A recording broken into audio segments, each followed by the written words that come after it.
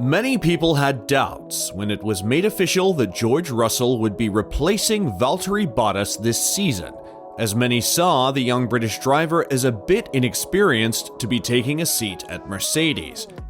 But as we now near the end of the season, George has proven that he undoubtedly deserves a seat at Mercedes with a streak of top 5 finishes to his name this season. But with that, this season has been far from perfect for George, especially these last 2 races where he and the team have made questionable decisions that cost them a good chunk of points. And in his recent outing at Suzuka, George was visibly irate at the team and their decisions to pit him behind Lewis. So who was really at fault here? Were George's frustrations warranted? Well, let's talk about it then. But before we do, consider subscribing to the channel so you do not miss out on our latest uploads. Now that's out of the way, let's get started. For much of the season, George has been the beneficiary of good decision-making by him and Mercedes' strategy team. A case in point would be at Miami, where he would push his stint on a set of hards further and wait for a safety car to pit. Another would be at Zandvoort, where he chose to pit for a set of softs that inevitably landed him a P2 finish. But this past weekend at Suzuka, both luck and the team would fail George, as the British driver would finish at P8 after what he thought was a questionable decision by the team. Russell believes that he could have finished a lot higher if the team had not intervened with his race, a race that became a sprint after much delay due to inclement weather.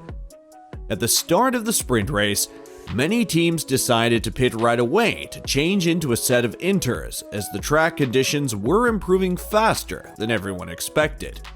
Mercedes was one of them, calling both Hamilton and Russell at the same time for a double stack. Hamilton at the time was ahead of George, so in turn, George would lose time waiting for the team to change Hamilton's tire.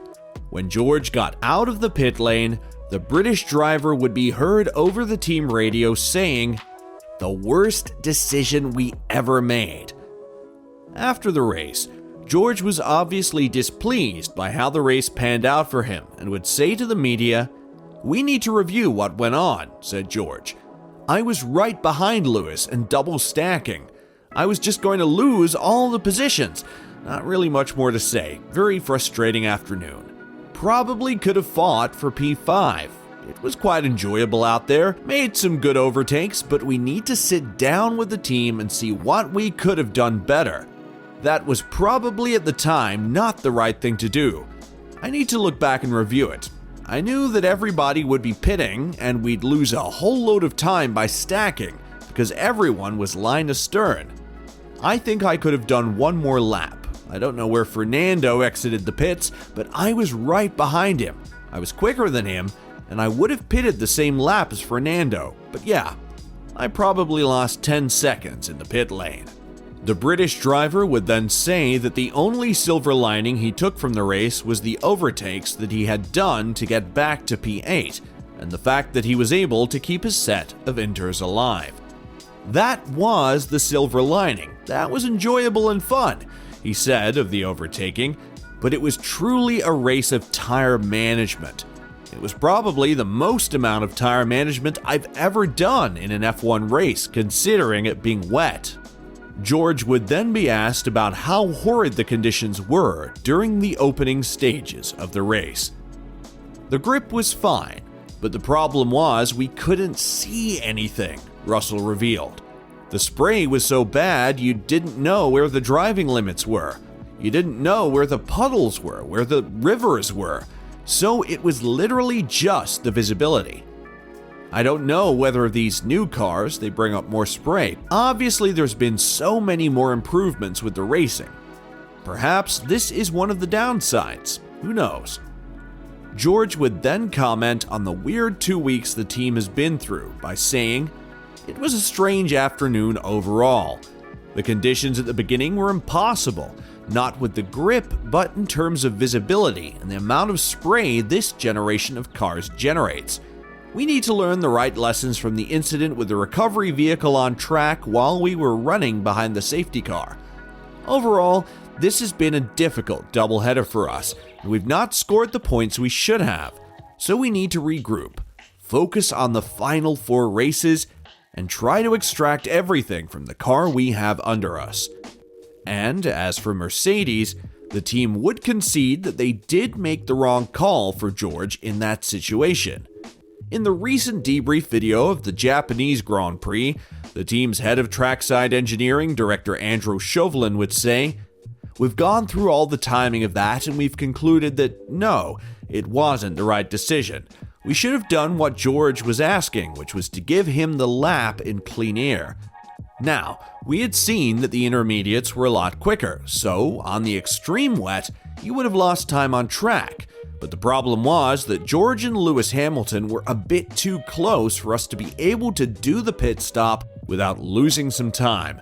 That time ultimately cost George the position to Tsunoda and possibly even the position to Lando, so it gave him a bit more of a challenge to deal with, having to pass those cars to find any clean air.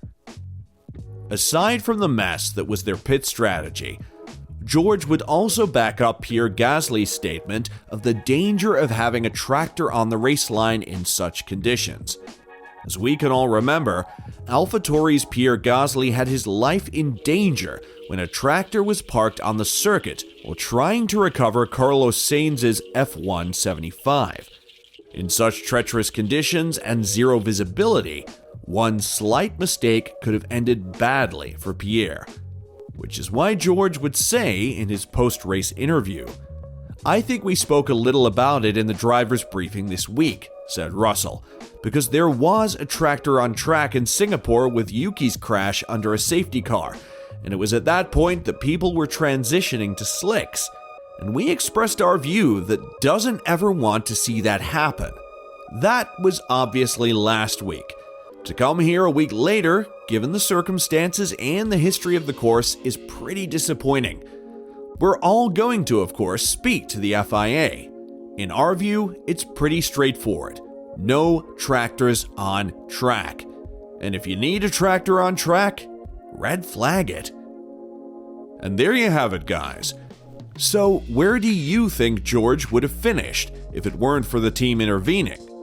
Let us know in the comments section below. And, as always, don't forget to like and subscribe to the channel if you haven't.